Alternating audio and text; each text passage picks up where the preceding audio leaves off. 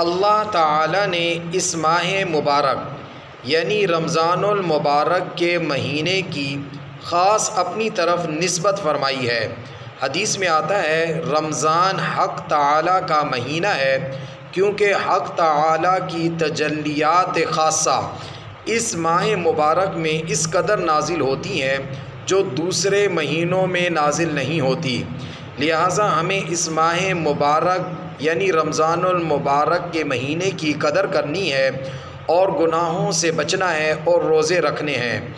यहाँ पर एक अहम गुजारिश भी करना चाहूँगा कि हम रोज़ाना रोज़ों से मुताल्लिक़ एक अहम मसला बयान करेंगे ताकि आप हज़रात को मालूम हो जाए किन चीज़ों से रोज़ा टूट जाता है और किन चीज़ों से रोज़ा नहीं टूटता।